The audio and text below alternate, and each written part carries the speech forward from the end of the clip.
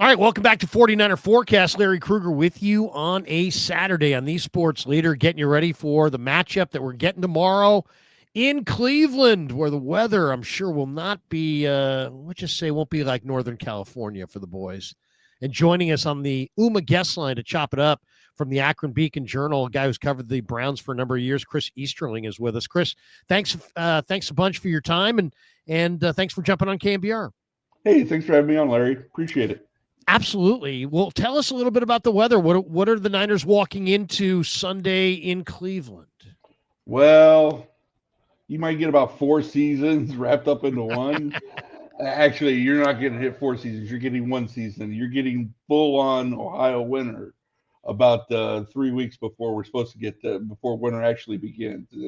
There's snow, there's wintry mix, there's rain, there's wind, there's cold. It's going to be a lovely day on the lakefront, and it is certain to change at some point between now and then also because that's again just the way lakefront lake effect weather works here in Cleveland, Ohio. Let's talk a little bit about the Browns. They're 3-8, 1-5 on the road, and yet when I look at them, I think, wow, this is going to be a huge test for the 49ers. Why don't we start with Sheduer Sanders, who made his first start last week against the Raiders and got a 24-10 win. He was 11 of 20 for 209 yards. Those numbers don't look incredible, but he did have an incredible 52-yard pass play down the field. He dumped it off in the flat to Sampson. He had a big rumble. Only sacked once, one touchdown, one pick. What did you think of Sheduer's first start? We obviously we're in a hot take world, so everything has to be awesome or awful. I thought he was fine. I Right. thought he was, I thought the best thing about it was you saw progress. You saw him go from what he did those two quarters against the Ravens, and with a full week of practice, full week of preparation, game plan, all that, he went out against the Raiders and he improved. He took strides forward. He stayed in the pocket more. There were just he was more on target. There was more connected with his offensive teammates. I just think all of that was my biggest takeaway because if you go through the season with the stat line like he had against the Raiders, nobody's throwing a parade. But again, this is Sheduer Sanders, so nothing has been exactly nuanced in any of the discussions with him. So, but I thought it was well, and that's what I'm fascinated about this week is what does he do with another full week? Obviously, Robert Saleh is going to have a scheme dialed up for him that it's going to be fascinating to see what he does to really throw the rookie off. But all in all, I mean, I expect him to take some shots downfield. I expect him to try to extend plays. I expect him to take a step forward and at least provide some energy to this football team that kind of before last week was really lacking, especially on offense. How do the fans in Cleveland feel about this? I mean, they had Deshaun Watson, they still have him, but he's hurt. They had Joe Flacco, they traded him to Cincy. They have Dylan Gabriel. They now have Bailey Zappi on the practice squad, and they had Sheduer. I think Pickett might have been there for a while. Was What have the fans been clamoring for Sheduer since minicamp, or is there a split among the Brown faithful? I mean, how do they? Who's been the guy that the fans want to see? the guy you're going to see on Sunday. Okay. I mean, that's been the guy. I mean, it's not to say that there weren't factions of the fan base. It's like it's degrees. I think there's the rational ones who are like, look, he's a rookie, he's a fifth round pick. We're not going to Joe Montana in his prime to use a 49er reference. Sure. But there's also there's also the over the top fans who have been, that they're not just Browns fans, they're Sheduer fans, they're Colorado fans, they're Dion fans. And they're like, oh, well, he's got to be the starter. He's going to be the greatest things. It's God knows what. So, but I think by and large, everybody wants to see him because they're intrigued. If nothing else, they're intrigued. Even the ones that aren't the biggest Sheduer fans are intrigued. So I think that's where the fan base has been with him. And now they're going to get to see him, and I think they're going to get to see him barring injury the rest of the season because they need to find out once and for all what they have in him before they go into the offseason and then attack that, whether they have to attack that position or how they're going to attack that position in the offseason. Talk a little bit about Sanders, because we saw him at Colorado. He completed a really high percentage at Colorado, like mid-70s, but a lot of that wasn't driving the ball down the field. In the first game against the Raiders, his completion percentage was more like 50%. What do you view? I mean, he's not a great runner per se. He's athletic, but he's not necessarily some speedster. How would you describe his game? Does he want to leave the pocket? Does he want to stay in the pocket? What are his tendencies? I think that's the thing is he wants to drift. When he came out of Colorado, and while he was at Colorado, he had a tendency he wanted to drift. He wanted to drift backwards, away from the pressure instead of kind of stay within the pocket. And I think that's the thing, from game one, from appearance one to this first start, I thought that's what you saw. Is you saw a guy who played more within the pocket because that's what they want him to do, play within the pocket. But they also don't want him to not be able to. He can extend plays. I think he's a little more athletic than people give him credit for. And I mean, you saw it on the pass to Isaiah Bond, where he kind of extends out, rolls to the right, and fires it downfield. I think that's in his game. I think that's in his bag. I think he can do that. I think they want him to do that, but they want him to be selective with it. It's got to be the right times. And I think that's part of the growth that he's kind of going through, is just figuring out when he has to play in the pocket, when he can extend plays, when he just has to get rid of the football. But, I think you can say that about every quarterback. But I think at the end of the day, they see a quarterback who can stretch the field because while he doesn't have a strong arm, he's not afraid to take shots. So they want him to take some of those shots. But he's also, that, like you say, very accurate. I mean, 72%, I think, was his completion percentage at Colorado. So they want him to do that. They see that as, once he kind of gets connected with this receiving core, which, by the way, is a young receiving core outside of Jerry Jeudy. So, I think there's just a lot of things playing into that completion percentage that they think when it all comes together, there is a guy that can get the ball, complete high percentage pass, complete at a high percentage, and as well as give him some opportunities to take shots deep. Isaiah Bond's got big time speed. He had some issues before the draft that made him fall, but I mean, otherwise he would have been a second round pick. Judy's got talent. Cedric Tillman's been productive at times. They brought in Malachi Corley from the Jets. What's Corley looking like? Because he was kind of like a mini Debo type player at Western Kentucky for the Hilltoppers. He was kind of a jack of all trades. Use him on gadget plays and around the line of scrimmage. How are the Browns utilizing Malachi Corley? I think that's the perfect comp. Is they're kind of using him like Debo, like the 49ers use Debo with his best plays have been sort of on jet sweeps, kind of running them, getting him in motion and then, getting him the ball and letting him kind of run that. I mean, in fact that, when they really needed to jumpstart their run game, a lot of times that's what they'll do is that, they'll start a series off with the jet sweep to Malachi and let him run. They've used him in the return game. He's had some, slants, posts, those sorts of things. So they kind of jack of all trades type of thing with him. And, he was a guy they were intrigued with coming out of Western Kentucky, and the Jets sort of gave up on him after a couple of years. So they're definitely they're going to see if they can't get something out of him. And I think they're getting something out of him, but I think there's still more to get. Let's talk about Stefanski. He's an offensive guy. Tommy Rees is the OC, the former Golden Domer, if I remember correct. He played at Notre Dame once upon a time, and he's got Harold Fannin, who they took in the third round out of the MAC, and Fannin is a hell of a receiver. They already had Njoku, who's probably never really fulfilled all the talent that he's had coming out of Miami way back when. And then they got two really good young running backs. Quinshon Judkins runs in the 4.4s. He's 225 pounds. Dylan Sampson was a tremendously productive back at Tennessee, and he's coming off of his best game where he caught a ball out of the flat and rumbled down the sideline. How do you see the other weapons here? Do they go a lot of 12 personnel and two tight ends with Fannin and Njoku? How much of Judkins compared to Sampson will we see? I think you're going to see a lot more Judd. they'll use Samson, and Jerome Ford is questionable right now, so we'll see with the hamstring injury. But you will see Samson a little bit, especially in third down situations. But they want to use Judkins. Judkins is their bell cow, and in a weather game like we're going to look at on Sunday, I expect to see a lot of Judkins. I expect to see a high number of Judkins. They use them out of the wildcat, or maybe not even the wildcat, because the quarterback's not actually on the field. They'll use them in the single wing when they get in short yardage, and especially goal line situations. So they're going to use a lot of Judkins. I would expect 20 carries at least for Judkins, multiple tight ends. That's what Stefanski loves, and Tommy Reese does as well. He did it both as the OC at Alabama and Notre Dame.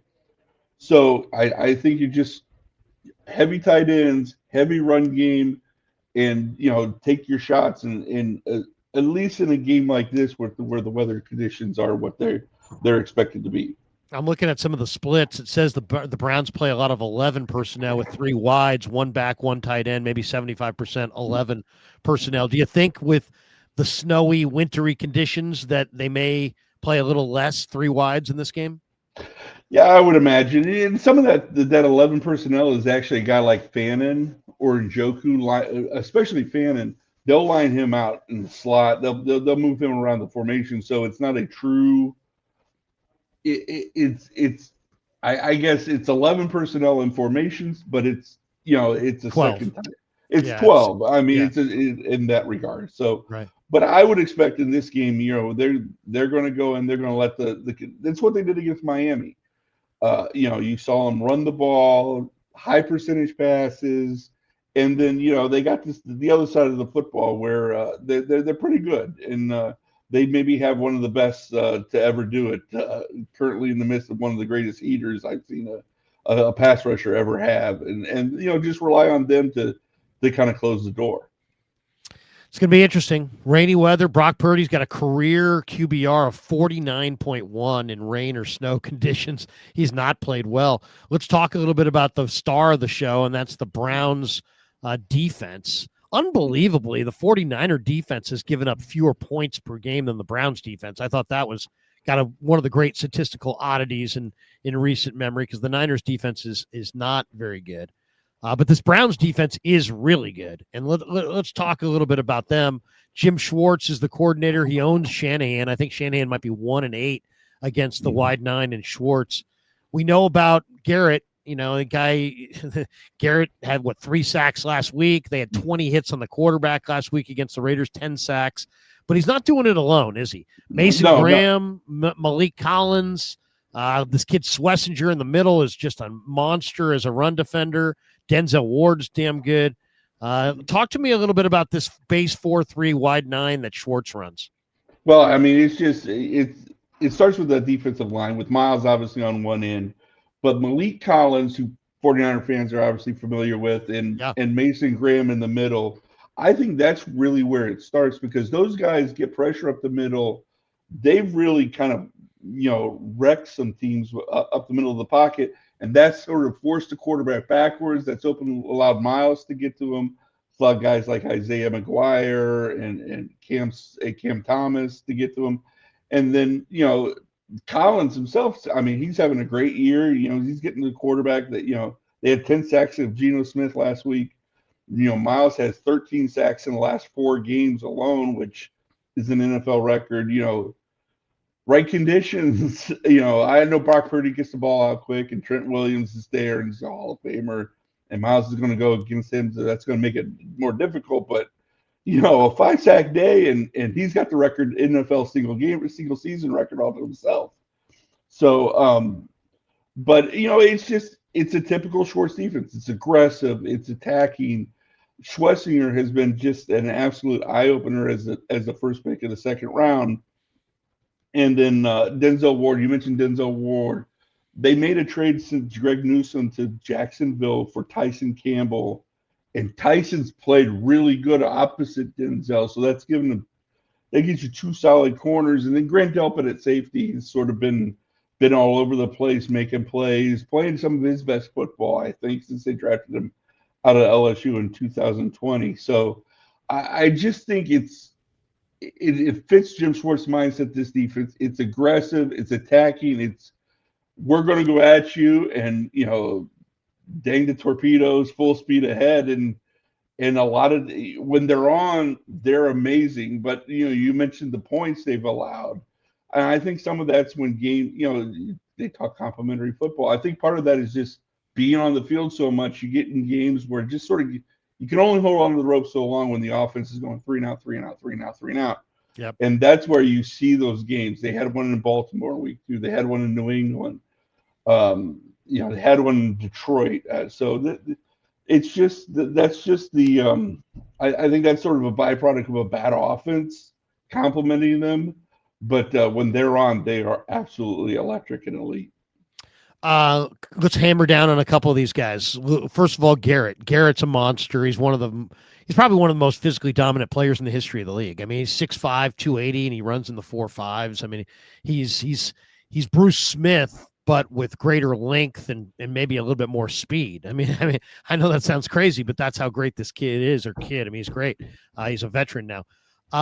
What are the common denominators? How are teams defending Garrett? Are they letting their left tackle go one-on-one? Are they chipping him? Are they doubling him? What's the plan of attack against Garrett? I would imagine Trent's going to get a lot of one-on-one because he is a Hall of Famer, but Garrett's so much in his prime that I think they may even give Trent help in this game.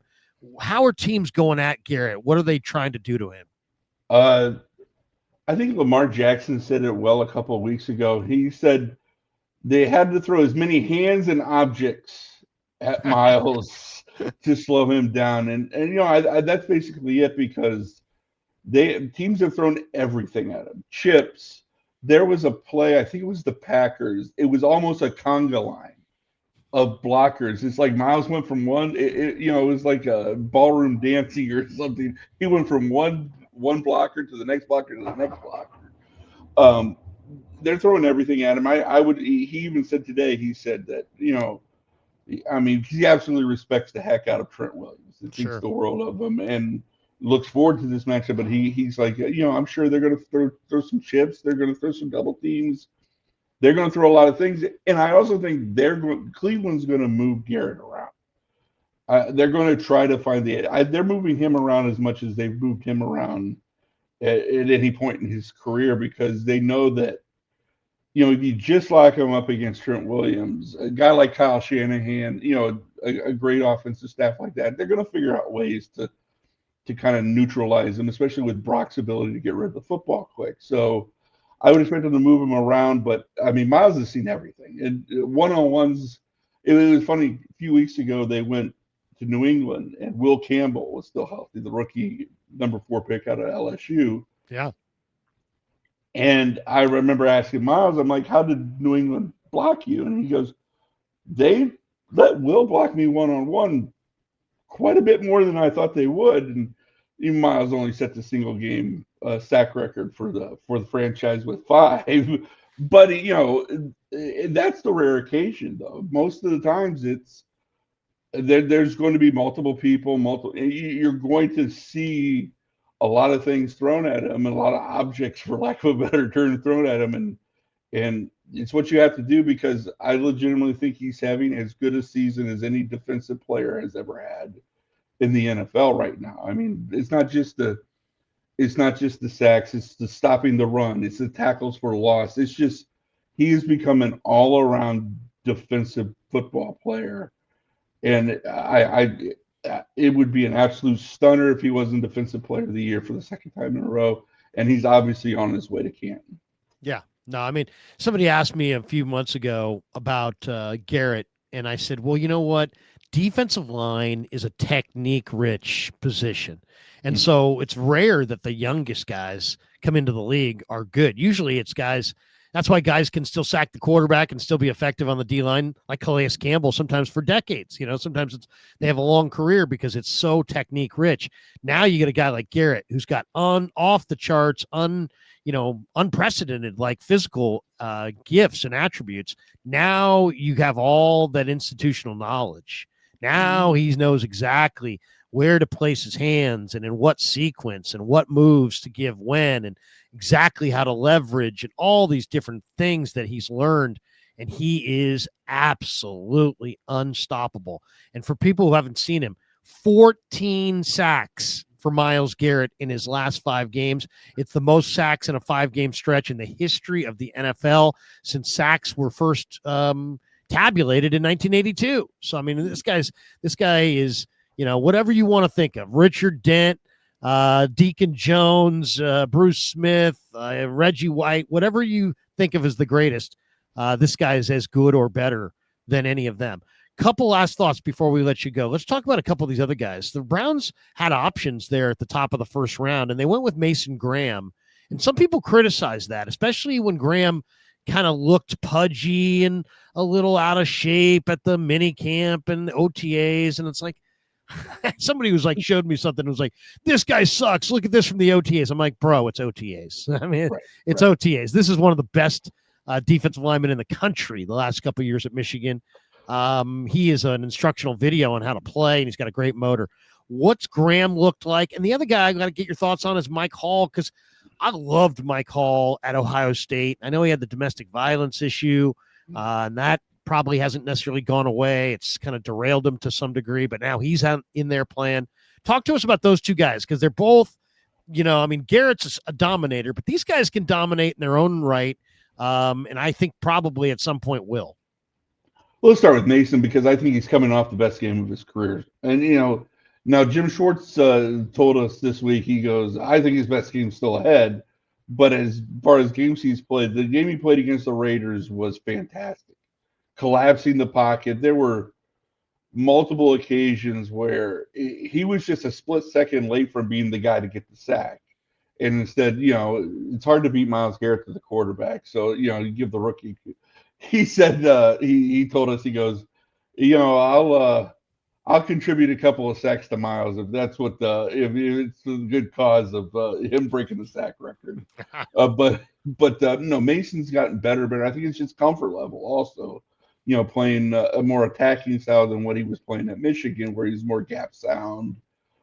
Fill up gaps, let linebackers make plays. As for Mike Hall, it's just been Mike's problem has been staying on the field, whether it was, you mentioned the domestic violence that cost him 6 games or 5 games. And then he had knee injuries last year that extended into this year. And, he's coming off, I would argue, one of his best games against the Raiders, where, he was in on a sack. He had another sack that was another play where he made a tackle for loss that was originally credited as a sack, but the sack was taken away, but the TFL wasn't. So I think Mike's starting to get comfortable, and I think as he gets reps, much like with Mason, you almost have to look at Mike as, almost in like an extended rookie season because of the time he missed last year. So I think you're starting to see the light come on with him, and it's going to be fascinating this last month how he kind of the trajectory he kind of goes on heading down the stretch. How about Malik Collins? I mean, there are a lot of 49er fans that are really hacked off that the Niners allowed Leonard Floyd and Malik Collins to just kind of walk away in the offseason. They set those guys free, and they didn't need to. There wasn't a huge cap benefit to do so. And Collins went to Cleveland, and he's been good, hasn't he? He's been fantastic. And more than anything, what him and Mason have been able to do together is sort of a combination has really, I think, helped contribute to what the season Myles has been able to have, because while you still give extra attention to Myles, what those guys are doing in the interior is just, you almost throw your hands up at some point, because it's like, well, what can we do? We got this guy, but Malik's been a leader in that room. Malik's been a guy who's, he's making plays. I think he had 2.5 last week, sacks that is, against the Raiders. I mean, he's been all over the place, and it's been an amazingly big signing for this football team that's, I think, sort of tied the defensive line together. It's kind of the way Dalvin Tomlinson did, if you remember, a couple of years ago. Yeah. The last time San Francisco came here. What Tomlinson did in 23, I think Malik is doing even at a higher level, to be perfectly honest, this season for that defensive line. Couple last ones. Alex Wright and Aiden Huntington. I really liked Huntington in college. I thought that was a great get. And Alex Wright was good at UAB. Are those guys too hurt to go? Are they both out for this game?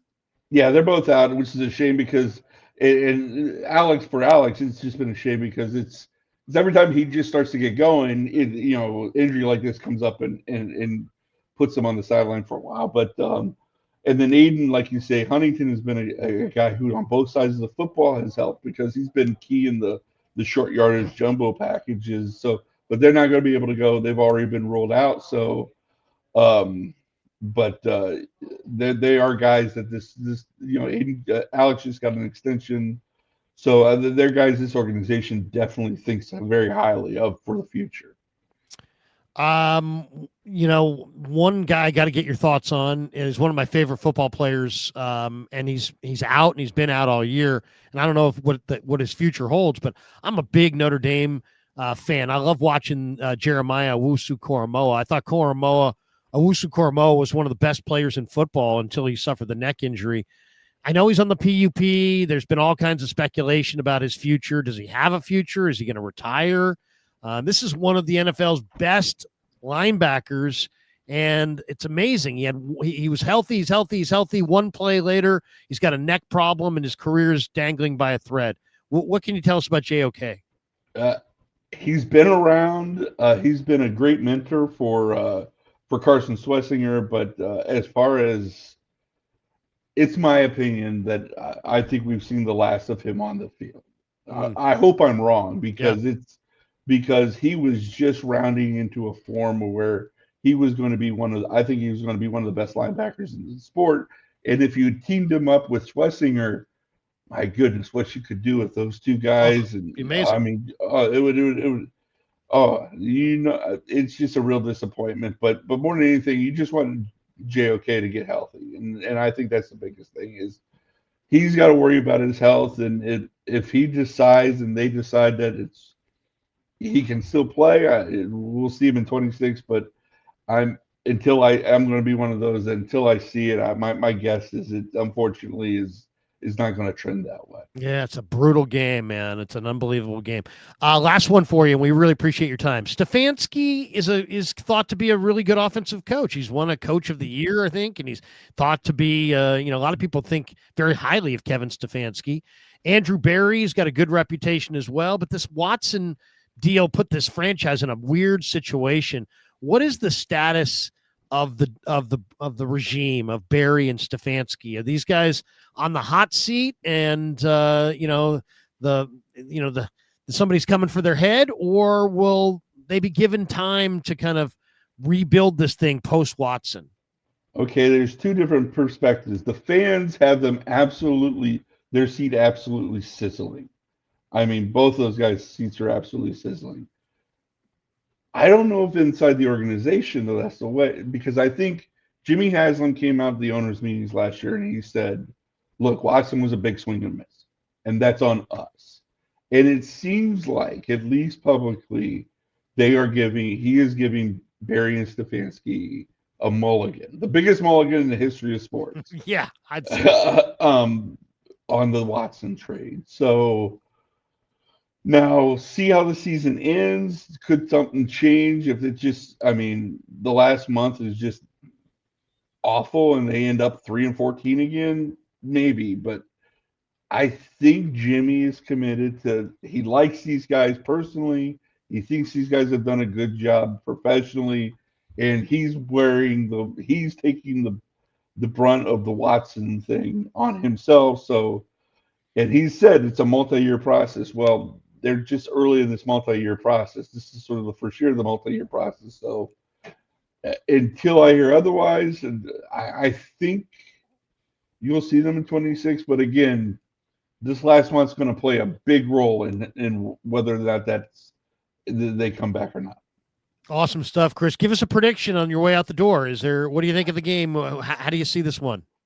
This is one I'm probably flipping a coin on, and just because the weather is such a factor, the defense for the Browns is such a factor.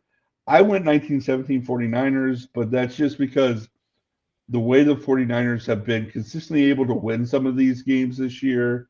I think I'll go that way. But if you told me it ended up with the Browns winning, I wouldn't be surprised. But the 1917 is the 49ers is the one I officially went with. Yeah, you know what? I think you got it pegged. I really do. I think it's a low scoring, messy, ugly kind of a game. I think the Niners find a way to get a win. I don't feel confident in it, but it just seems like there's so many people doubting Brock Purdy. He's really good when he's doubted. And you know, I think somehow, some way he finds a way to finish that game. I'll say 20-17 Niners, but I think it'll be close.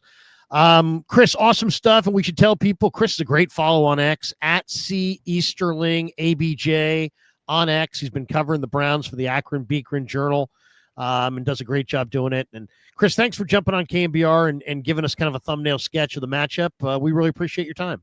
Hey, thanks for having me on, Larry. Chris Easterling. We got more straight ahead. It's 49er forecast on a Saturday on the Sports Leader.